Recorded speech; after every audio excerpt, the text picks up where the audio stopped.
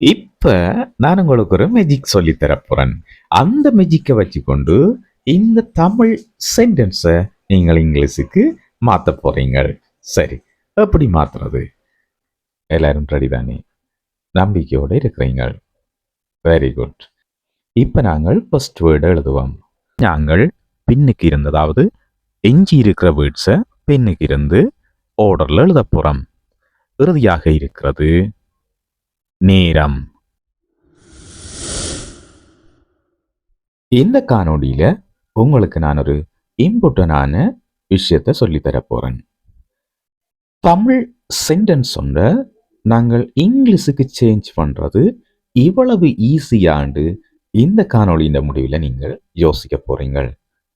அது மட்டும் இல்லாமல் எல்லா தமிழ் சென்டென்சஸையும் நீங்கள் சிம்பிளா குயிக்கா இங்கிலீஷுக்கு கிராமட்டிக்கல் மிஸ்டேக் இல்லாமல் மாற்ற போறீங்க. ஏனண்டா அவ்வளவு ஈஸியா இதை நான் உங்களுக்கு சொல்லித்தர போறேன். ஒரு தமிழ் சென்டென்ஸை இங்கிலீஷுக்கு மாற்றுறது ஒரு பேசிக்கான விஷயமாக இருந்தாலும் இதுதான் உங்களை இங்கிலீஷில் ஒரு அட்வான்ஸ் நாலேஜுக்கு கொண்டு போக போகுது. ஆகவே இன்றைக்கு நாங்கள் திரையில் நீங்கள் பார்க்குற இந்த சென்டென்ஸை ஃபர்ஸ்டா இங்கிலீஷுக்கு மாற்ற போகிறோம்.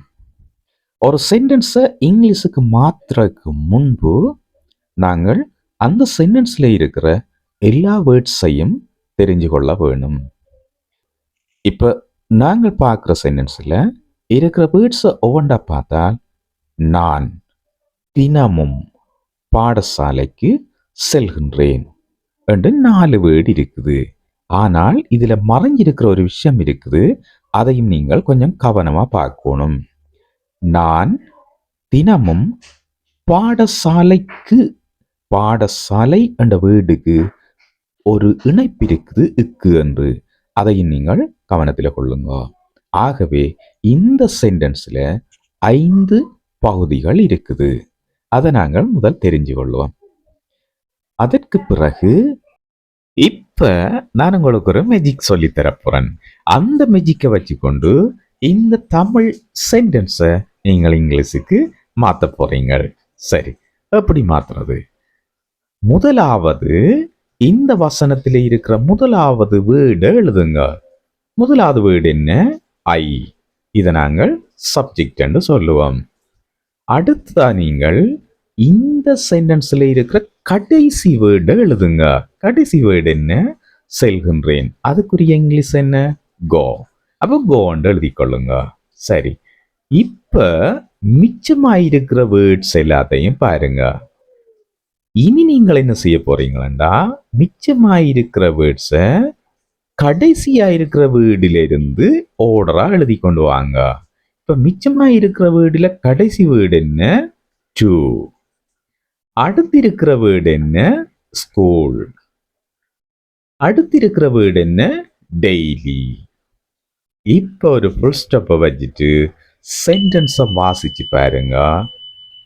ஐ go to school daily. I go to school daily. So ஒரு கிராமட்டிக்கல் மிஸ்டேக் இல்லாத மிக கரெக்டான ஒரு சென்டென்ஸை நீங்க சிம்பிளா கிரியேட் பண்ணிட்டீங்க. எவ்வளவு ஈஸி பார்த்தீங்களா? சிம்பிளா நாங்கள் ஒரு கரெக்டான சென்டென்ஸை கிரியேட் பண்ணிட்டோம். தமிழ்ல இருந்த சென்டென்ஸ் இப்ப சிம்பிளா எங்களால இங்கிலீஷுக்கு மாற்றப்பட்டுட்டது. நம்பிக்கை வந்திருக்கு தானே உங்களுக்கு? இதே மாதிரியான சென்டென்சஸை நீங்கள் சிம்பிளா கிரியேட் பண்ணலாம்ண்டு. சரி, இப்போ நாங்கள் 2வது சென்டென்ஸுக்கு வந்திருக்கிறோம். இந்த சென்டென்ஸை பார்த்தீங்கன்னா 3 வேர்ட்ஸை கொண்ட ஒரு சென்டென்ஸாக இருக்குது. இப்போ நாங்கள் இந்த சென்டென்ஸை இங்கிலீஷுக்கு மாற்ற போகிறோம். இதில் ஒரு சின்ன விஷயம் இருக்குது. இந்த சென்டென்ஸை இங்கிலீஷுக்கு மாற்றுறதுக்கு நீங்களாம் அதிகமாக எனக்கு ஹெல்ப் பண்ண போகிறீங்க. ஏனென்னா ஏற்கனவே நான் ஃபர்ஸ்ட் சென்டென்ஸை நீட்டாக உங்களுக்கு காட்டி தந்தேன் எப்படி இங்கிலீஷுக்கு சேஞ்ச் பண்ணணும்ண்டு. ஓகே தானே? நம்பிக்கையோடு இருக்கிறீங்க. சரி, இப்போ நாங்கள் என்ன செய்வோம்? இந்த சென்டென்ஸை மாற்றுவோம். இந்த சென்டென்ஸை இங்கிலீஷுக்கு மாற்றுறதுக்கு ஃபர்ஸ்ட்டாக நாங்கள் என்ன செய்யணும்? இதில் இருக்கிற வேர்ட்ஸை தெரிஞ்சு கொள்ளணும். வேர்ட்ஸை பார்த்தீங்கன்னா 3 வேர்ட்ஸ் தான் இந்த சென்டென்ஸில் இருக்குது. இந்த சென்டென்ஸ்ல இருக்கிற முதலாவது வேர்ட் நான். நான் என்ற வேர்ட் தான் இந்த சென்டென்ஸினுடைய சப்ஜெக்டாக இருக்குது. அடுத்தது இருக்கிற வேர்டை பார்த்தீங்கன்னா ஆங்கிலம்.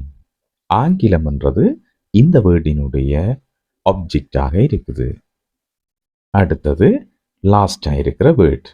லாஸ்டா இருக்கிற வேர்ட் கற்றுக்கொள்கின்றேன்.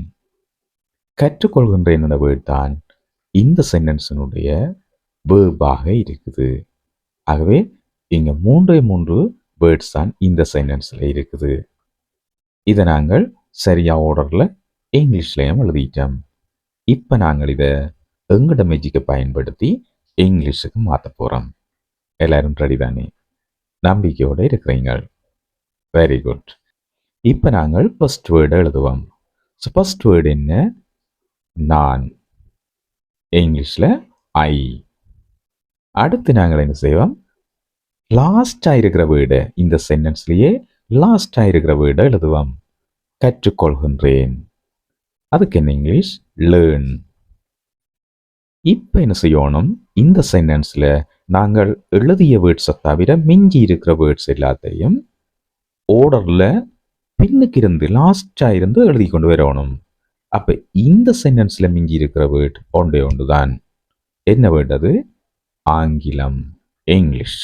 ஸோ அதை எழுதினோம் என்றால் சரி. இப்போ நாங்கள் ஒரு ஃபுல் ஸ்டெப்பை வச்சுட்டு சென்டென்ஸை வாசித்தோம்னு சொன்னால் I learn English. I learn English. நான் ஆங்கிலம் கற்றுக்கொள்கின்றேன். சிம்பிள் தானே? ஒரு கரெக்டான சென்டென்ஸ் எழுதிட்ட மகிழ்ச்சி எங்களுக்கு. அப்படி இருக்கு இந்த மெத்தட்.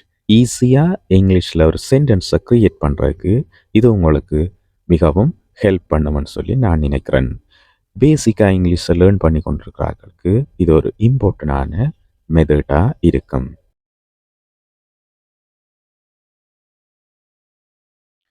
அடுத்த சென்டென்ஸ் பார்த்தீங்கன்னா இதுவும் நாங்கள் வளமையாக பேசுகின்ற ஒரு சென்டென்ஸ் தான். இந்த சென்டென்ஸை நாங்கள் அப்படி இங்கிலீஷுக்கு சேஞ்ச் பண்ணுறோன்னு சொல்லி பார்ப்போம். ஏற்கனவே நான் உங்களுக்கு ஒரு தமிழ் சென்டென்ஸை இங்கிலீஷுக்கு அப்படி சேஞ்ச் பண்ணணும்னு சொல்லி ஒரு மேஜிக்கான விஷயத்த சொல்லி தந்திருக்கிறேன். அந்த அடிப்படையில் இந்த சென்டென்ஸையும் நாங்கள் இங்கிலீஷுக்கு மாற்றுவோம். ஓகே தானே? ஸோ இந்த சென்டென்ஸை பாருங்க. அவர்கள் ஒன்றாக நேரம் செலவிடுகின்றார்கள். இது வழமையாக நடக்கிற ஒரு ஆக்ஷனாக இருக்கின்றது. அவர்கள் ஒன்றாக நேரம் செலவிடுகின்றார்கள். ஒரு மாலை நேரத்தில் எல்லாரும் ஒன்றாக இருந்து கதைக்கிற ஒரு பழக்கம் இருக்கலாம். அல்லது ஒரு உணவருந்துற நேரத்தில் ஒன்றாக இருந்து உணவருந்துறதாக இருக்கலாம். அப்படியான நேரங்களில் அவர்கள் ஒன்றாக நேரத்தை செலவிடுகின்றார்கள். இந்த சென்டென்ஸை தான் இப்போ நாங்கள் இங்கிலீஷுக்கு மாற்ற போகிறோம். ஒரு சென்டென்ஸை இங்கிலீஷுக்கு மாற்றுறதுக்கு முன்னாடி நாங்கள் என்ன செய்யணும்?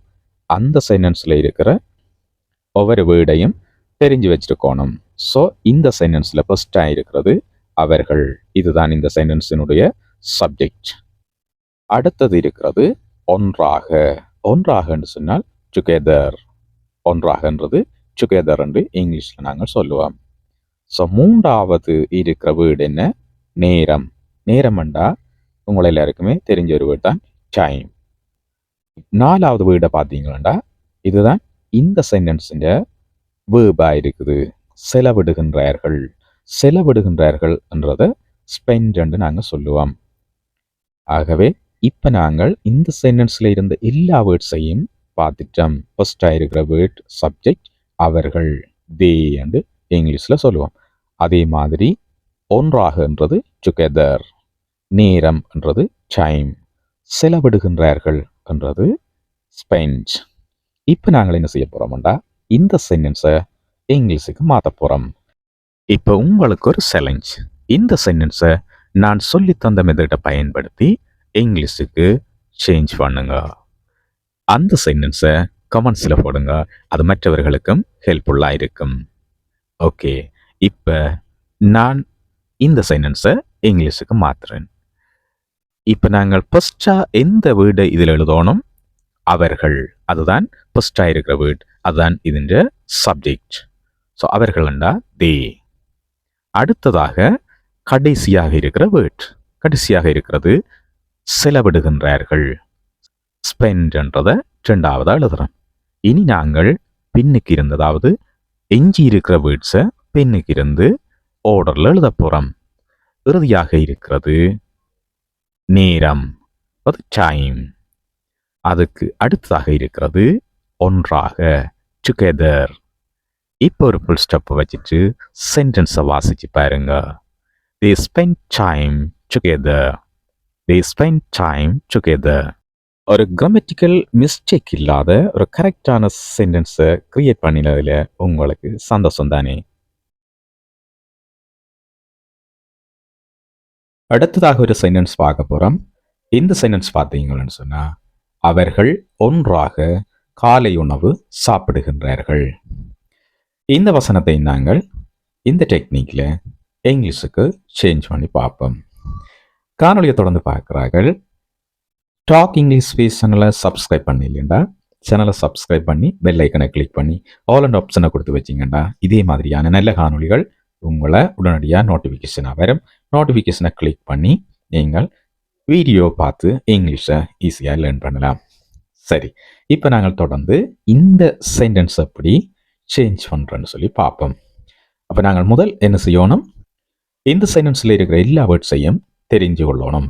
இதில் பார்த்தீங்கன்னு சொன்னால் முதலாவது இருக்கிற வேர்ட் அவர்கள், இதுதான் இந்த சென்டென்ஸினுடைய சப்ஜெக்ட். இரண்டாவதாக இருக்கிற வேர்ட் பார்த்தீங்கன்னா ஒன்றாக, ஒன்றாகண்டா டுகெதர். அடுத்து இருக்கிற வேர்ட் உண்டு காலை உணவு. காலை உணவுன்றது பிரேக்ஃபாஸ்ட்னு சொல்லுவோம், காலை உணவு. இறுதியாக இருக்கிற வேர்ட் பார்த்தீங்கன்னா சாப்பிடுகின்றார்கள். சாப்பிடுகின்றார்கள் என்றா ஈட்ன்னு சொல்லுவோம். ஆனால் ஈட்டை விட ஹேவ் என்றது பொருத்தம்.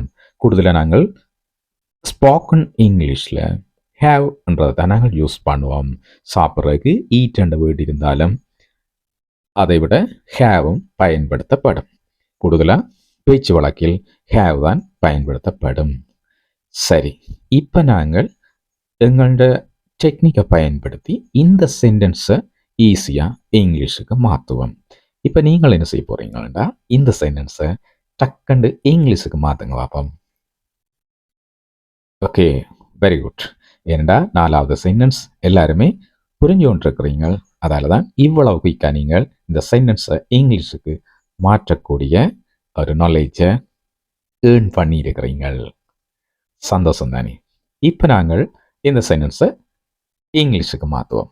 இதில் ஃபஸ்ட்டாக என்ன செய்யணும், முதலாவது வேர்டை இங்கிலீஷில் எழுதணும். அதுதான் இந்த சென்டென்ஸின் சப்ஜெக்ட். அவர்கள், அவர்களுக்கு தே. ரெண்டாவதா இறுதியாக இருக்கிற வேர்டை எழுதணும். என்ன இப்போ கடைசியாக இருக்கிற வேர்டு என்ன, சாப்பிடுகின்றார்கள். சாப்பிடுகின்றார்கள் என்றதுக்கு நான் இங்கே ஹேவ் பயன்படுத்தி இருக்கிறேன், ஈட்டையும் பயன்படுத்தலாம். அடுத்ததை பார்த்தீங்கன்னு சொன்னால் எஞ்சி இருக்கிற வேர்ட்ஸில் கடைசியாக இருக்கிற வேர்ட்ஸ் என்னென்னு பார்த்தீங்கன்னா காலை உணவு. ஸோ அடுத்ததான் நாங்கள் காலை உணவு எழுதிக்கொள்வோம், பிரேக்ஃபாஸ்ட். இப்போ அடுத்து இருக்கிற வேர்டு என்னன்னு பார்த்தீங்கன்னா இதுதான் எஞ்சி இருக்கிற கடைசி வேர்ட், ஒன்றாக, டுகெதர். ஓகே தானே? இப்போ சென்டென்ஸ் கிரியேட் பண்ணப்பட்டது. ஒரு கிராமட்டிக்கல் மிஸ்டேக் இல்லாத மிகச்சரியான சென்டென்ஸை நீங்கள் ஹாப்பியாக கிரியேட் பண்ணிட்டீங்க. இவ்வளவு நேரமாக நாங்கள் 4 தமிழ் சென்டென்சஸை இங்கிலீஷுக்கு சேஞ்ச் பண்ணி பார்த்துருக்கிறோம். அதுக்காக நாங்கள் ஒரு டெக்னிக்கை யூஸ் பண்ணினாங்கள். அந்த டெக்னிக் உங்களுக்கு தமிழ் சென்டென்சஸை இங்கிலீஷுக்கு சேஞ்ச் பண்ணுறதுக்கு மிகவும் பிரயோசனம் உள்ள ஒரு டெக்னிக்காக இருக்கும். பரீட்சைகளை பேஸ் பண்ணியிருக்கிறார்கள், இங்கிலீஷில் ஒரு எஸ்ஸே எழுதணும்ன்றார்கள், இங்கிலீஷை இப்போ பேசிக்காக லேர்ன் பண்ணி கொண்டிருக்கிறார்கள். அது மட்டும் இல்லை, கன்வர்சேஷனை ஏற்படுத்தணும்ன்றார்கள். எல்லாருக்குமே இந்த காணொளி மிக பொருத்தமானதாக இருக்கும். ஏனென்னா இங்கிலீஷில் ஒரு டயலாக்கையோ கன்வர்சேஷனையோ அல்லது ரிட்டன் இங்கிலீஷில் ஏதாவது நாங்கள் ஒரு விஷயத்தை செய்யணும்னா சென்டென்ஸ் கிரியேட்டிங்ன்றது மிக முக்கியமானது. அதுலேயும் ஒரு கிராமட்டிக்கல் மிஸ்டேக் இல்லாத சென்டென்சஸை கிரியேட் பண்ணுறது மிக முக்கியமானது. அந்த விஷயத்தை நான் தான் உங்களுக்காக இந்த காணொலியை பதிவேற்றி இருக்கிறேன். இது உங்கள் எல்லாருக்குமே மிகவும் பொருத்தமானதொரு காணொலியாக இருக்கும் என்று நம்புகிறேன். காணொலி பிடிச்சிருந்தா காணொலிக்கு லைக் பண்ணுங்க. அதோட இந்த காணொலியை நண்பர்களோடையும் ஷேர் பண்ணுங்க, அவர்களும் இதனூடாக பலன் பெறட்டும். காணொலியை புதிதாக பார்க்கின்றவர்கள் டாக் இங்கிலீஷ் சேனலை சப்ஸ்கிரைப் பண்ணி அந்த பெல் ஐக்கனை கிளிக் பண்ணி ஆல் அண்ட் ஆப்ஷனை கொடுத்து வச்சிங்கன்னா நான் பதிவிடக்கூடிய எல்லா காணொலிகள நோட்டிஃபிகேஷன் உங்களை உடனடியாக வந்து சேரும். ஃப்ரீ டைமில் நோட்டிஃபிகேஷனை கிளிக் பண்ணினீங்கன்னு சொன்னால் நீங்கள் இந்த மாதிரியான ஈஸியான டெக்னிக்கை லேர்ன் பண்ணக்கூடியதாக இருக்கும். மீண்டும் ஒரு புதிய நல்ல காணொளியோட உங்கள் எல்லாரையும் சந்திக்கிறேன். இவ்வளவு நேரம் இந்த காணொளியை பார்த்தமைக்கு உங்கள் அனைவருக்கும் என்னுடைய நன்றிகள்.